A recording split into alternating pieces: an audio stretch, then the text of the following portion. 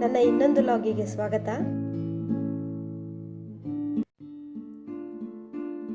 ಇವತ್ತು ನಾವು ಪತ್ರೊಡೆ ಮಾಡೋಣ. ಈ ಥರದ ಎಲೆಗಳನ್ನು ಮರಗೆಸ ಅಂತ ಹೇಳ್ತಾರೆ. ಎಲ್ಲ ರೀತಿಯ ಕೆಸುವಿನ ಎಲೆಗಳನ್ನು ತಿನ್ಲಿಕ್ಕೆ ಬರೋದಿಲ್ಲ, ಬಾಯಿ ತುರಿಕೆ ಬರುತ್ತೆ. 2 ರಿಂದ 3 ವೆರೈಟಿ ಕೆಸುವಿನ ಎಲೆಗಳನ್ನು ಮಾತ್ರ ತಿನ್ಬಹುದು. ಎಲೆ ನೋಡಿ ಎಷ್ಟು ಚೆನ್ನಾಗಿದೆ ಅಂತ. ಈಗ ಮರಗೆಸ ಬಳಸ್ಕೊಂಡು ಪತ್ರೊಡೆ ಮಾಡೋಣ ಬನ್ನಿ. ನಮ್ಮ ಸಂಸಾರ ಸಂತೆ ಚಾನೆಲ್ಗೆ ಸಬ್ಸ್ಕ್ರೈಬ್ ಆಗಿ, ಮರೆಯದೆ ಬೆಲ್ ಐಕನನ್ನು ಪ್ರೆಸ್ ಮಾಡಿ.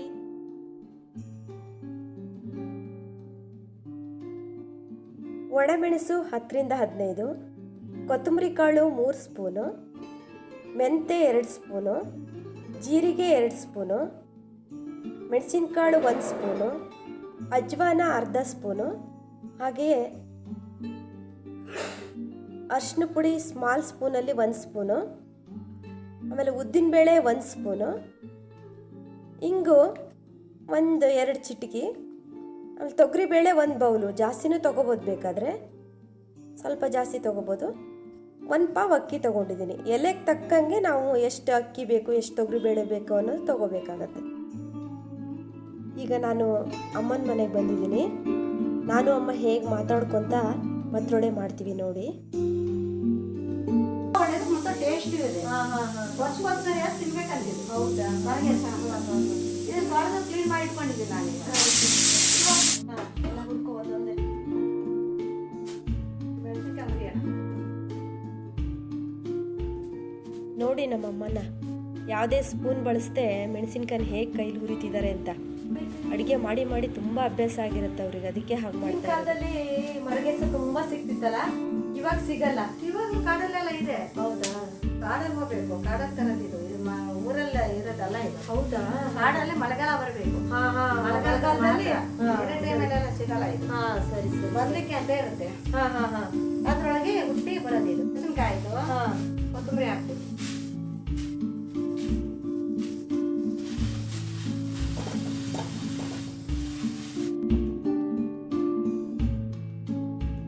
ಅಕ್ಕಿನ ತುಂಬ ಹುರಿಬಾರ್ದು, ಸ್ವಲ್ಪ ಲೈಟಾಗಿ ಹುರ್ಕೋಬೇಕಷ್ಟೆ, ಬಿಸಿ ಆಗಬೇಕು ಅಷ್ಟೆ. ನಿಮಗೆ ಇಲ್ಲೊಂದು ಟ್ರಿಕ್ಸ್ ಹೇಳ್ತೀನಿ ನೋಡ್ರಿ. ಒಣಮೆಣಸಿನ್ಕಾಯಿ ಹುರ್ಕೊಂಡ್ರೆ ಈ ಥರ ಪಟ್ಟಂತ ಮುರಿಬೋದು, ಆದರೆ ಹಸಿ ಇದ್ರೆ ಮುರಿಲಿಕ್ಕಾಗೋದಿಲ್ಲ. ಹುರ್ಕೊಂಡ್ರೆ ನೋಡಿ ಈಗ ಪಟ್ ಅಂತ ಈಗ ಒಂದೇ ಕೈಯಲ್ಲಿ ಮುರಿಬೋದು ನೋಡಿ. ಹುರಿದಿಟ್ಕೊಂಡಿದ್ದೀವಲ್ಲ, ಇದನ್ನೆಲ್ಲ ನೀರಲ್ಲಿ ನೆನೆಸ್ಬೇಕು. 5 ಗಂಟೆ ನೀರಲ್ಲಿ ನೆನೆಸ್ಕೋಬೇಕು.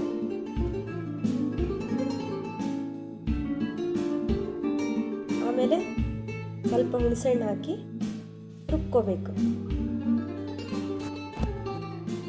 ನೋಡಿ. ಈ ಥರ ಹಿಟ್ಟು ಗಟ್ಟಿಯಾಗಿ ರುಬ್ಕೋಬೇಕು, ನೀರು ಹಾಕ್ಬಾರ್ದು. ಈ ಥರ ಗಟ್ಟಿ ಇರಬೇಕು ಹಿಟ್ಟು. ಆಮೇಲೆ ಎಲೆ ಹೇಗೆ ಇಟ್ಕೊಬಿಟ್ಟು ಎಲೆ ಹಿಂಭಾಗದಲ್ಲಿ ಮೇಲೆ ಈ ಥರ ಹಚ್ಚಬೇಕು ನೋಡಿ. ಈ ಥರ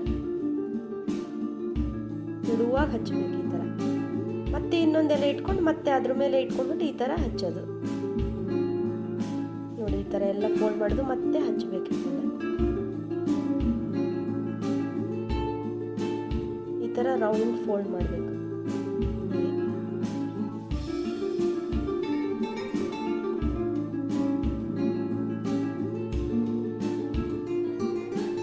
ಒಂಥರ ಪಾಕೆಟ್ ಥರ ಆಗತ್ತೆ ನೋಡಿ. ಈ ಥರ ಎಲ್ಲ ಎಲೆಗಳನ್ನು ಹಾಗೆ ಮಾಡಿ ಇಟ್ಕೋಬೇಕು ನೋಡಿ. ಈ ಥರ ಇಟ್ಕೋಬೇಕು.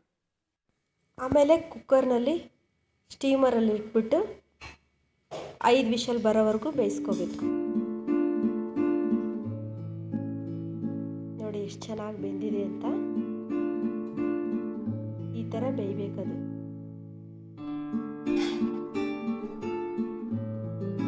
ಅದು ಬೆಂದು ತಣ್ಣಗಾದ್ಮೇಲೆ ಈ ಥರ ಗಾಲಿಯಾಗಿ ಹೆಚ್ಚಬೇಕು ನೋಡಿ. ಎಷ್ಟು ಚೆನ್ನಾಗಿ ಕಾಣಿಸುತ್ತೆ ಅಂತ.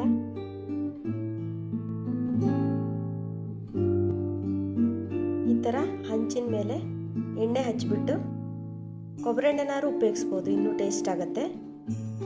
ಇಲ್ಲ ನೀವು ಯಾವ್ದು ಬಳಸ್ತೀರೋ ಆ ಎಣ್ಣೆ ಹಾಕ್ಬಿಟ್ಟು ಸ್ಟವ್ ಸಿಮ್ ಇಟ್ಬಿಟ್ಟು ಬೇಯಿಸಬೇಕು.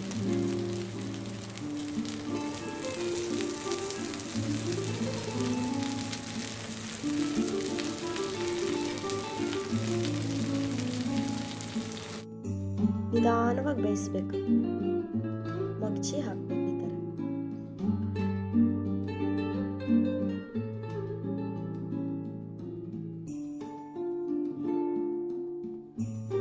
ನೋಡಿ ಎಷ್ಟು ಚೆನ್ನಾಗಾಗಿದೆ ಅಂತ ಪತ್ರೊಡೆ. ಮರಗೆಸದ ಪತ್ರೊಡೆ.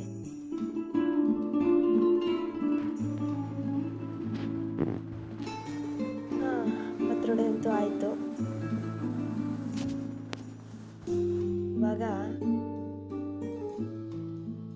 ಇವಾಗ ಊಟ ಮಾಡೋ ಸಮಯ. ಇವಾಗ ಪತ್ರೊಡೆ ಕಾಂಬಿನೇಷನ್ ಆಗಿ ನಾನು ಜೀರಿಗೆ ತಂಬಳಿ ಮಾಡಿದ್ದೀನಿ. ರೈಸ್ ಜೊತೆಗೆ ತುಂಬಾ ಚೆನ್ನಾಗಿರುತ್ತೆ ಈ ಕಾಂಬಿನೇಷನ್ನು. ನನ್ನ ಮಗನಿಗೆ ಸೌತೆಕಾಯಿ ಹುಳಿ ಮಾಡಿದ್ದೀನಿ, ಅವನು ತಂಬಳಿ ತಿನ್ನೋಲ್ಲ.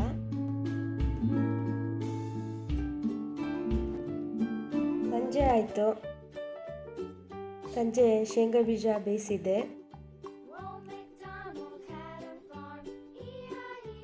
ಈ ಮಳೆ ಬರ್ತಿತ್ತಲ್ಲ, ತುಂಬ ಚೆನ್ನಾಗಿರುತ್ತೆ ತಿನ್ನಲಿಕ್ಕೆ. ಅಷ್ಟೊತ್ತಿಗೆ ನಮ್ಮ ತಮ್ಮನ ಮಕ್ಕಳು ಬಂದರು, ಸಮೃದ್ಧಿ ಭಕ್ತಿ. ಅವರ ಜೊತೆ ಹರಟೆ ಹೊಡ್ಕೊತ ಶೇಂಗಾ ಬೀಜ ತಿಂತಾ ಇದ್ದೀವಿ ನೋಡಿ.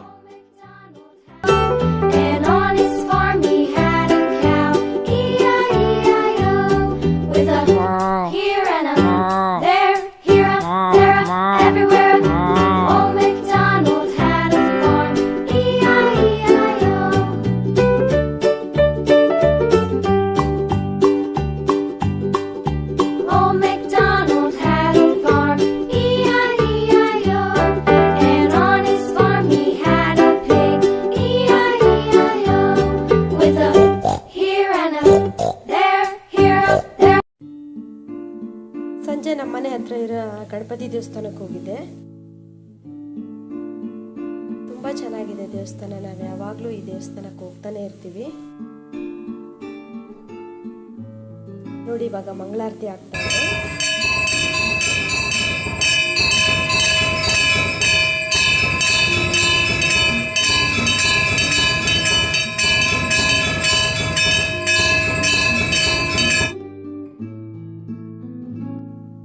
ಬರುವ 16ನೇ ತಾರೀಕು ಮಂಗಳವಾರ ಮಧ್ಯರಾತ್ರಿ ಕೇತುಗ್ರಸ್ತ ಚಂದ್ರಗ್ರಹಣ ಪ್ರಯುಕ್ತ ಯಾವ್ಯಾವ ರಾಶಿ ಮತ್ತು ನಕ್ಷತ್ರದವರಿಗೆ ದೋಷ ಇದೆ ಅಂತ ದೇವಸ್ಥಾನದವರು ತಿಳಿಸಿದ್ದಾರೆ ನೋಡ್ರಿ.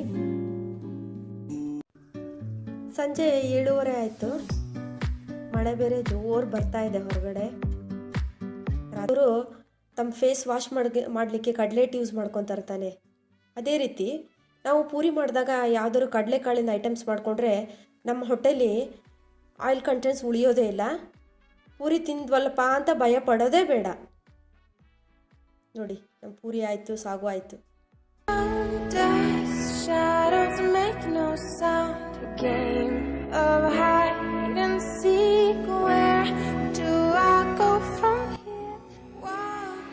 ಬಾಯ್, ಸಿಗೋಣ ಮುಂದಿನ ಲಾಗ್ನಲ್ಲಿ.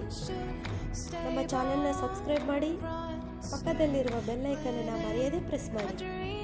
Bye.